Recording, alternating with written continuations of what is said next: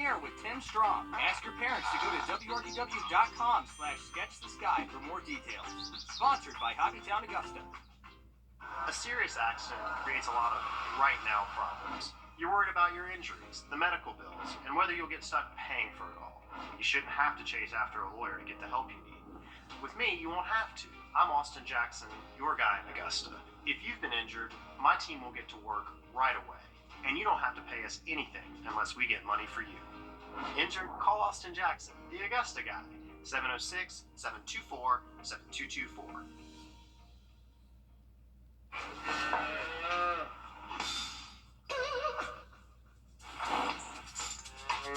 Sick beats, Mrs. H. Thanks, Marvin.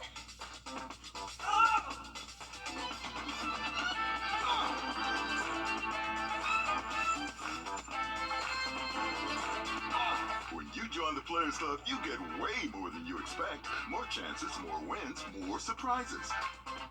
The Players Club. More happens here. Trust Chief Meteorologist Riley Hale for your first alert. Live from Augusta, breaking news. And breaking in just the last half hour, the search for a missing man in Richmond County has come to an unfortunate end. 45-year-old Kendall Brown was last seen at Mount Zion Missionary Baptist Church on Lumpkin Road Saturday, January 28th. But again, in the last half hour, the coroner has confirmed they found Brown's body earlier this afternoon on Patriot Drive, not far from where he lived. Hallie Turner joins us now live in our newsroom with an update. Hallie. The coroner tells us they found Brown in a wooded area which is near where he lived. He was pronounced dead this afternoon around 2:15. While we don't know yet how he died, what we do know is that the area isn't far from where police were searching for him. A release sent out by the Richmond County Sheriff's Office says it all started when they responded to a call on February 2nd at 7:51 in the evening for a missing, quote, endangered person who they identified as Brown. After searching Patriots Drive with no sign of him, Richmond County says they made a call around 8:45 Friday night to Columbia County for an aerial search with some drones and heat abilities. A news release says this search went on until early Saturday morning, and later on Saturday afternoon, Richmond County, a Burke County investigator, Georgia State Patrol's helicopter unit looked for Brown in 250 to 500 acres of woods. The former Army veteran posted on his LinkedIn that he used to work for the Sheriff's Office as a fraud investigator, and now he's a father who works as a conductor at Norfolk Southern. And an autopsy is scheduled to figure out how he died. All right, thanks for staying on top of this, Hallie. Obviously, not the news anyone wanted to hear. To weather now, as we give you a look outside, a live look at I-20 there. It looks like the gateway to Grovetown, not quite the medical district, but you can see a lot of construction there. I think that's where they're working on the divergent diamond. Riley, it's getting pretty cold out there. It is. It is going to be a cold nightmare. We're expecting temps to drop below freezing heading into late tonight and early tomorrow morning. It's been a little bit of a cool afternoon, but it's been comfortable since we did get some sun back. So highs in the upper 50s for most spots. 58 is what we've been able to see so far today in Augusta, Thompson, Washington, just a degree warmer, and just a couple degrees cooler over there in Aiken. But take a look at this. Our tower cameras across the region showing bluebird skies from the lake to Augusta over in Aiken. Downtown Edgefield looks beautiful as well. So nice weather sticking around. Just going to be a little bit cool and not necessarily breezy tonight, but with just a good steady north wind at about 5, it will bring back the wind chill tonight. So feeling like the upper 30s and low 40s by around 9 p.m. if you're heading out later tonight. Early tomorrow, feeling like the 20s. I think our actual temp should stay in the 30s, but just that 3 to 5 mile per hour wind will just make it feel that much worse for us. Tomorrow afternoon, though, should be nice again. Just going to stay shy of the 60 degrees for tomorrow afternoon. Here's a look at those feel-like temperatures for early tomorrow and late tonight. So I would say starting around 5 a.m., we're feeling like the 20s and not feeling above freezing till we likely get to around 10 a.m. tomorrow morning. So a good stretch of some very cold temps. Make sure you're protecting your pets tonight. Those high temperatures will be comfortable tomorrow, still with a lot of sunshine out there. Have a look at some even warmer weather this weekend in just a bit. But let's get a quick update on your First Alert traffic. And now, First Alert traffic. All right, here's a live look down I-20 outside of our building, and it looks like eastbound, westbound lanes moving okay. Not really seeing too much of a backup here. And heading out to Grovetown now, where we'll take a little bit different view from our tower cam over our studio, so a little bit better vantage point at Riverwatch Parkway right there, and not seeing necessarily that backed up too much more than usual. But closer to sunset, a nice view there from our tower camera as that sun gets lower in the sky, and then we got one car there on the Thurman Dam, so not running into too much traffic there up at the lake. How much more on the weekend? Rain and warmth heading back our way in just about 10 minutes. All right, thanks for that, Riley. SLED is charging a former school resource officer with contributing to the delinquency of a minor. 23-year-old Christopher Ryan Wilson was charged Friday. Wilson resigned in December of 2022 from North Augusta High School after allegations emerged of an inappropriate relationship with a female student. A federal appeals court in Washington has ruled Donald Trump is not immune from prosecution for any crimes he might have committed to reverse the 2020 election results. It is a major blow to the former president's key defense in the federal election subversion case. Trump pleaded not guilty to 4 counts, including conspiring to defraud the U.S. and to obstruct an official proceeding. Trump has argued he had presidential immunity and his conduct to overturn the election fell within his official duties. The Pooler City Council is remembering the 3 Georgia service members killed in the Middle East last week. Leaders there read a proclamation for Sergeants Kennedy Sanders, Breonna Moffett, and William Rivers. One council member who served in the Army for more than a decade talked about what the moment means. Oh, it's a touching subject. It definitely hit me hard. I'm honored to just do whatever I can for veterans, but in this case, it touches a little bit more closer because it hurts. It hurts, but it's the least we can do to honor their name. Their deaths happened when a one-way drone hit their housing units before sunrise, January 28th. A push to make it a lot easier to get a license to cut hair or do nails could put you at risk. The bill removing licensing requirements for certain beauty services heading for a final vote. Reporter Wrdw unpacks the concerns. Senate Bill 354 would remove licensing requirements for certain beauty services, for women getting your makeup done or your hair styled, and for men going to the barber for a clean shave. With lawmakers and lobbyists within earshot, these young barbers and cosmetologists are putting down the scissors and picking up bullhorns and signs. Be safe! Not sorry! Be safe!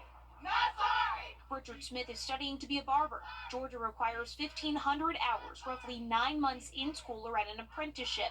Then he can apply for a license. His training is not needed if the bill passes. It's a lot that goes into it, and it's a form of disrespect. We were here in the fall as the Lieutenant Governor and Republican leadership announced it was their priority to remove the red tape and get more people working. The bill's sponsor, Senator Larry Walker, looked for professions that couldn't harm anyone. A professional working in a retail environment is not required to have a license. If they're working on a film set, they're not required to have a license. But if they're working if they wanted to open their own business and be a makeup artist for the general public, they are required to get a cosmetology license. So that really doesn't make sense to me. Senator Sonia Halpern says it's a horrible bill because it completely ignores the safety concerns of professionals already in the industry. She's presenting her own bill, an option C, cutting the hours from 1,500 to 300. But it still requires students learn about sanitation requirements. Reduce the number of hours required to get you licensed to do those practices without saying altogether that the licenses are worthless. The House of Representatives still has time to squash the bill, but with a Republican majority, that's not likely to happen. In Atlanta, I'm Abby Casoris. Vice President Kamala Harris was in Georgia today. She visited Savannah to continue her nationwide Fight for Reproductive Freedoms tour. Harris highlighted the harm she says was caused by extreme abortion bans.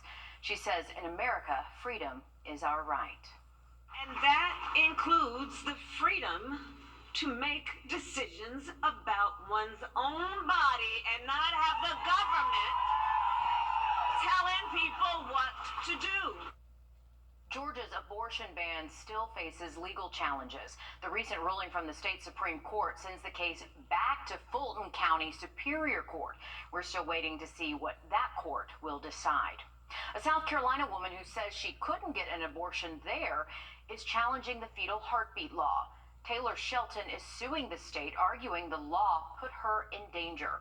Shelton says despite having an IUD, she became pregnant and realized it just 2 days after her missed period. She says she could not get an appointment with one of South Carolina's abortion providers before her pregnancy reached 6 weeks. Shelton says she traveled to North Carolina for the procedure while still being 2 weeks under South Carolina's abortion deadline. Tomorrow, the Richmond County School System will host a job fair for the next school year. Recruiting and hiring managers will be at the hub to do on-site interviews from 10 a.m. to 1 p.m. The district has plans in the works to schedule several walk-in Wednesday job fairs in the future. Now's the time to get your tickets early for the 20th annual Wrdw. It is another Masters Week tradition. Early bird tickets are on sale right now. They'll be going up once the lineup is announced. In the past, we've seen performances by Darius Rucker, Lady A, Sam Hunt, and the Zach Brown Band. The money goes to benefit the First Tee of Augusta. Its mission is to build strength and character for young people through the game of golf. You can get your tickets at FreshTix.com. You might think of it as a man's sport, but a bunch of South Carolina women are proving otherwise. Details after the break. Riley? We have some pretty cold temps out there tonight and going to see highs stay a little bit cooler than average tomorrow, but much warmer weather as we close out the week. We'll have that full forecast next. Time and quarter pounder with cheese or Filet-O-Fish only in the McD app. Ba-da-ba-ba-ba. Not a bad day out there today, Riley, but you know what? It's quite chilly. I was getting used to some of those warmer temperatures. I know it. It's just the roller coaster ride of wintertime for us. So we are cooling things off over the last couple of days and going to continue that tomorrow. But we're back on the warmer side of that roller coaster by this weekend with highs close to 70 again by Friday and Saturday. Here's a live look over the Savannah River. It looks like they are releasing some water there at the Thurman Dam. Looks like setting off some bird feeding craze right there. But we got comfortable conditions. Right now we're in the upper 50s for most spots. Temps will fall pretty quick if you're stepping out this evening. I would imagine we're already feeling like the upper 30s by around 8, 9 p.m. this evening with just a little bit of a north wind sticking around. Low pressure continues to move away from us, so high pressure is going to be building in, and that is going to keep us nice and dry over the next couple of days. Cold temps tonight, though. Here's our lows heading into early tomorrow morning. Most likely anywhere from, say, 29 to 32 degrees for most spots. So freezing temps. Make sure you're protecting your outdoor pets tonight and make sure they have a way to stay warm. Throughout the day tomorrow, we're just going to see a lot of sun again. Not going to be as breezy as what we did see today, but still a good steady northeast wind. High temperatures will remain just a degree or two below 60. I would imagine most spots in the upper 50s again tomorrow afternoon. But really nice weather to get outside. Luckily, no rain in our forecast if you have outdoor plans tomorrow or Thursday. Friday, not really keeping a chance for rain in the forecast until we get to most likely Saturday into Sunday. And at the moment, Saturday definitely does not look like a washout by any means. Maybe a few stray showers out there. That currently favors the northern CS area, especially closer towards the I-85 corridor as we head into the first half of the weekend. Sunday, a front gets a little bit closer towards us, and that should provide a little bit better widespread rain chances. But still, nothing that I would really say that you need to cancel anything just yet. Obviously, this is still 5 days away, so plenty of time for this to change. But at the moment, it does look like there's at least going to be the chance for some rain Saturday afternoon, mainly in the northern CS area. That threat just gets closer as we roll into our Sunday. Temperature-wise, they are going to remain fairly warm both afternoons. Saturday and Sunday, we should be close to 70 degrees. And I think what's more impressive is that our morning temperatures are going to stay in the 50s. So morning temps in the 50s where our high temps have been over the past couple of days. Here's our current sustained wind. So it's a little bit gusty still along the coastline. They still have some gusts between 20 to 30 miles an hour between Savannah and Charleston. Not as gusty for us inland, but still a good steady north wind. So that is going to keep a wind chill factor in place tonight. But as we head into our Wednesday, keeping a northeast wind generally between, say, 8 to 12. The closer you get to the coastline, those wind speeds just pick up just a tad. Thursday, the only difference we're going to see is the wind direction turning mainly out of the south-southeast, and then we're getting back a southwest wind by Friday, and that's what's going to help draw in those warmer temperatures for us. So the warming trend will continue over the next several days, but tomorrow is going to be another cool one for us. More clouds, warmer temps, and then that chance of rain Saturday and Sunday. All right, thanks, Riley. It's not a book club or a meetup in Travelers Rest, South Carolina. Upstate women are learning about what was once a man's hobby. Mark Sassy introduces us to women in waders. It's just a piece that I've never been able to find anywhere else. This is the bobbin and the bobbin holder, and this is what you're going to use to tie with. Women getting together, having a beer, and learning something new. Having that mentorship of the other ladies really helps gain confidence in what you're doing. When we apply it to the thread, we're going to wrap it in one direction. When I came to visit, I came into Dodson's, and they were having the women's fly tying night. So for me, that's an instant connection to the community. Kelly Freeman sharing a passion for fishing, and with this group tying their own flies in a back room in Travelers Rest. Oh, yeah. Women getting away from it all. I don't have to worry about the kids, teenagers, sports, bills, any of that kind of stuff. It all just goes away as soon as I get to the river or for the fly tying. Connecting and learning. We know that what a gift fly fishing is, and it's something they'll be able to carry on for the rest of their lives. Passing this along. We'll have women of all generations, all ages, all socioeconomic backgrounds, which is really cool. And taking it to the river for the catch of the day. So not only do they share fishing stories, they're sharing fly stories. And I can tell you, those are not easy to tie. The internet can be scary, but some of us worry too much about things we really shouldn't worry about. I'm Jamie Tucker, coming up with just 6 things to keep in mind to stay safe online. First Alert Radar. March USA. Today is World Safer Internet Day, and it's all about raising awareness about some of the biggest risks we face anytime we go online. Our consumer tech reporter Jamie Tucker says there are 6 things to keep in mind to stay safe on the internet. What the Tech, sponsored by Augusta Preparatory Day School. A lot of people spend too much time worried about things like, is Facebook listening to my conversations, or what is Google doing with all of that information it has on us? And while those things should be reason for concern, there are really only 6 things that we need to keep in mind to stay safe. Number 1, clicking on links, whether it's in an email or Facebook message. A click on the wrong link can install malware on a computer that can steal financial information and data and even track every keystroke. Number 2, doing anything with credit cards or bank websites on public Wi-Fi networks, and that includes shopping. Log off public Wi-Fi and use your data or cellular service. Make sure you see a 5G or LTE in the upper right-hand corner. Number 3, using the same password for everything. This should go without saying. If someone steals one password, they get all of your passwords. Number 4, engaging with scam phone calls and emails. Hang up or don't answer if it's a number you don't recognize. Number 5, logging into any account through a link you get in a message or email. Rather than logging in there, use the bank, credit card, or social media app. And number 6, especially for kids, and that's not sharing any photos with strangers you meet online. And that's a biggie with middle school and high school students especially. We talk a lot about staying safe online, but if we're careful and we're smart about those 6 things, there's a lot less to actually worry about. That's What the Tech. I'm Jamie Tucker. 100 countries are involved in World Safer Internet Day. Many schools and parenting organizations are also involved in teaching kids about some of the dangers that they face online. All right, 2 sports now.